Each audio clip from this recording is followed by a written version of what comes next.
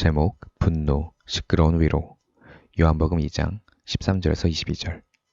상담을 공부하면서 가장 놀랐던 순간 중 하나는 분노라는 감정에 대해 공부할 때였습니다.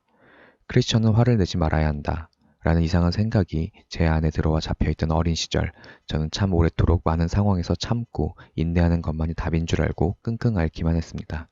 그런 제게 건강한 분노의 존재를 안 순간은 굉장한 터닝 포인트였습니다.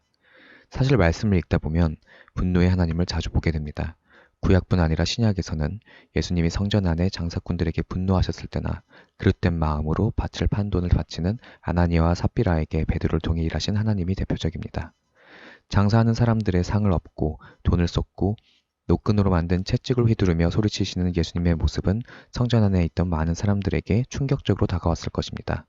어떤 사람들에게는 예배 공간에서 소란이나 피우는 정신 나간 사람이었을 것입니다. 그러나 썩어진 예배에 아파하고 진정한 예배를 바라고 기다리던 사람들, 심판을 기대하며 기도하는 마음으로 예배 자리에 있었던 사람들에게는 엄청난 위로가 되었을 것입니다. 가정하는 것은 어렵지 않습니다. 분명 예수님의 탄생을 기다리던 사람들이 있었고 두렵던의 과부도 있습니다. 이렇듯 예수님의 이런 거친 모습, 한국어로는 부드럽게 해석된 독사의 자식들 같은 말들이 주위에 있었던 사람들에게 위로가 되었음을 몇 번씩 비춰줍니다.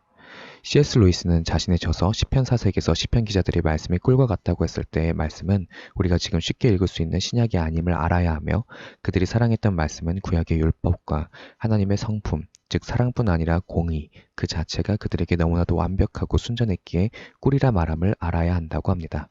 그런 시편 기자들은 그것에 벗어난 사람이나 시스템, 사회를 볼 때 크게 분노하고 하나님께 외쳤습니다. 이러한 분노는 분명 자신에 의해 빠질 수 있는 위험은 있지만 분명한 건 그들의 생각 구조에 하나님의 말씀이 온전히 순전했던 것, 그리고 잘못된 것에 분노하는 것은 자연스럽고 현시대 그리스도인들이 배워야 할 것이라고 합니다. 사랑하는 사람들에게 상처를 주는 행동이나 말, 하나님의 이름을 앞세우는 사람들이 전혀 하나님의 성품 같지 않는 행동이나 말을 할 때에 건강한 분노가 필요합니다. 적당한 욕 또한 필요할 수 있습니다. 부드럽고 둥근 사람이 되는 것이 답이 아닙니다. 잘못된 것을 보고도 침묵으로 묵인하는 것은 고개를 끄덕이지 않아도 그 가치관에 동의하는 것과 같습니다. 감정의 표출이 아닌 건강하고 지혜로운 분노의 표현은 상처받은 사람들, 억눌려 있는 사람들, 하나님의 성품과 말씀을 순전하게 사랑하는 사람들에게 분명한 위로가 됩니다.